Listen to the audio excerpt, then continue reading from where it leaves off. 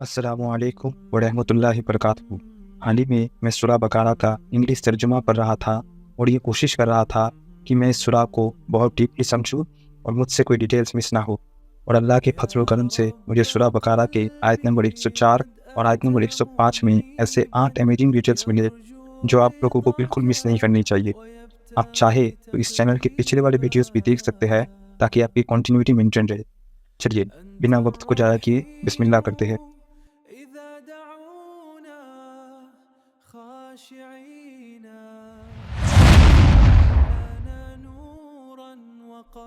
आयत नंबर 104 में अल्लाह कहते हैं, ए ईमान वालो, राइना मत कहो बल्कि उनजुरना कहो और ध्यान से सुनो, और काफिरों के लिए दर्दनाक आजाब है। इस आयत के रिजोल्यूशन के पीछे एक वजह है। मोहम्मद सल्लल्लाहु अलैहि वसल्लम सहाबाओं को कुरान सिखाते थे और बात करते थे, और जब भी हुजूर सहाबाओं से बात करते थे तो वो प्रॉफिट से कहते थे राइना राइना। राइना का मतलब क्या है? राइना का मतलब है हमारी ओर ध्यान दीजिए, या थोड़ा ठहरिए, या हमें वक्त दीजिए। यहूदियों के लहजे में ये एक बहुत ही अपमानजनक शब्द है। ये शब्द एक तरह का इंसल्ट है। ज्यूइश लहजे में राइना उनको कहा जाता है जो उतना ज़्यादा इंटेलिजेंट नहीं होते।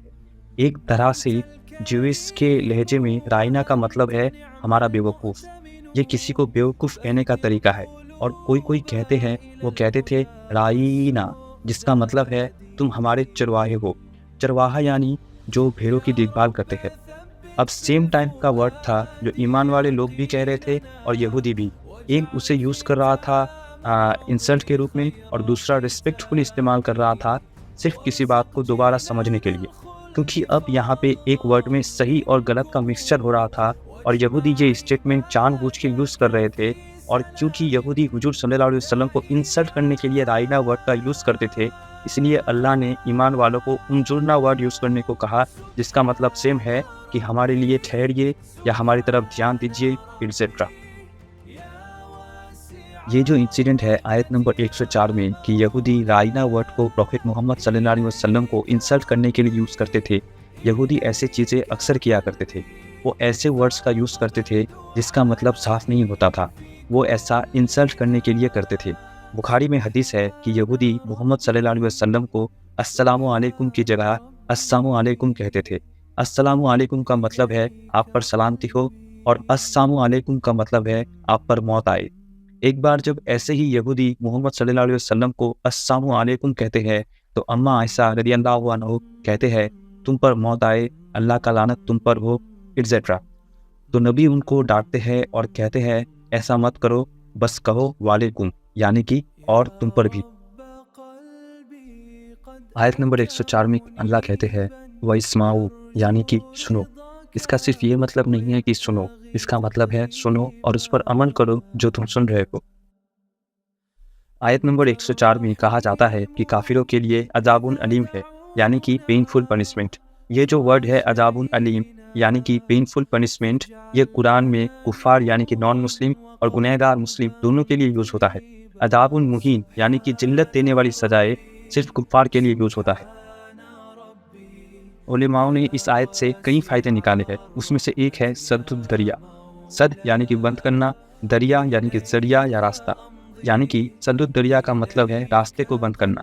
इस्लाम में एक कॉन्सेप्ट है सद्दुद दरिया, यानी कि रास्ते को बंद करना। स्कॉलर्स कहते हैं कि आयत नंबर 104 उन आयतों में से है जिनसे उन्होंने ये उसूल निकाला है कि कभी कभी किसी चीज़ को हराम कर दिया जाता है जबकि वो अपने आप में नुकसानदेह नहीं होता, लेकिन वो आगे चलकर किसी बड़े नुकसान का कारण बन सकता है। तो जब सहाबा प्रॉफिट को कह रहे थे राइना, तो वो प्रॉफिट को इंसल्ट नहीं कर रहे होते थे, लेकिन दूसरे इस वर्ड को मिसयूज़ कर रहे थे, इसलिए इसको बंद कर दिया गया। इस्लाम की शुरुआती दौर में दो चीज़ें अलाउ नहीं थी, लेकिन बाद में अलाउ कर दिया गया था। उनमें से एक था रुकिया और दूसरा कब्र का जियारत करना। बाद में दोनों को अलाउ कर दिया गया था। एक हदीस में प्रॉफिट मोहम्मद सल्लल्लाहु अलैहि वसल्लम कहते हैं, रुकिया करने में कोई बुराई नहीं है जब तक उनमें शिर्क ना शामिल हो। और उन्होंने कहा, मैं पहले तुम्हें कब्रों की जियारत करने से मना करता था, लेकिन अब तुम उन्हें देख सकते हो, ये तुम्हें आखिरत की याद दिलाती है। अब सवाल ये है कि पहले क्यों मना किया जाता था और बाद में क्यों अलाउ कर दिया गया? जवाब है शिर्क के रास्ते को बंद करने के लिए।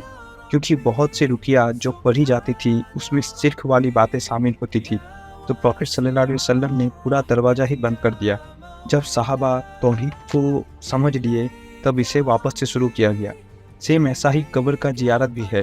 جو لوگ گزر چکے تھے ان کی اتنی عزت اور بڑائی کرنا کہ ان کی عبادت تک کی جائے، یہ بات عربوں میں جانی پہچانی تھی۔ محمد صلی اللہ علیہ وسلم اس شرک کے دروازے کو پوری طرح سے بند کرنا چاہتے تھے، تو اسی لیے انہوں نے قبروں کی زیارت بند کروا دیا۔ لیکن مدینے میں کافی سالوں سے توحید کو سمجھنے کے بعد، بہت سے آیت ریفیل ہونے کے بعد، جب ایمان پوری طرح سے ان کے دل میں آ گیا اور محمد صلی اللہ علیہ وسلم کو کوئی چنتا نہیں رہا، تب محمد صلی اللہ علیہ وسلم نے قبر کی زیارت کرنا الاؤ کر دیا، کیونکہ قبر کی زیارت آخرت کی یاد دلاتی ہے۔ کیا ہم ان لوگوں کو قبروں میں جانے سے منع کر سکتے ہیں جو قبروں کی عبادت کرتے ہیں؟ جواب ہے نہیں، کیونکہ ہمیں قانون بنانے کا ادھیکار نہیں ہے، لیکن ہاں ہم صلاح ضرور دے سکتے ہیں۔ نبی کی انسلٹ کرنا کفر ہے۔ کوئی بھی اگر نبی کی انسلٹ کرتا ہے تو وہ مسلم نہیں ہے۔ مشہور عالم شیخ ابن تیمیہ نے اس بارے میں ایک کتاب لکھا ہے۔ اسکالرز ایگری کرتے ہیں جو بھی اللہ یا ان کے پیغمبر کا انسلٹ کرتا ہے وہ مسلم نہیں ہے۔ اس انسان کو توبہ کرنا ہوگا اور واپس سے اسلام میں داخل ہونا ہوگا۔ کیا ہو اگر وہ انسان مذاق میں انسلٹ کرے، اس سے کوئی فرق نہیں پڑتا۔ مذاق میں انسلٹ کرے یا سیریسلی، دونوں سیم ہے۔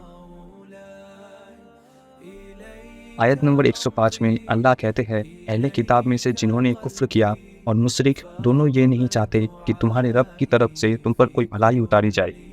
اسکالرز کہتے ہیں حالانکہ کوئی اہل کتاب ہو، انہیں کتابیں دی گئی تھی اور اتہاس میں ایک وقت وہ نبیوں کو ماننے والے بھی تھے، لیکن نبی محمد صلی اللہ علیہ وسلم کے دور میں جنہوں نے اسلام قبول نہیں کیا وہ مورتی پجاریوں کی سمان ہے۔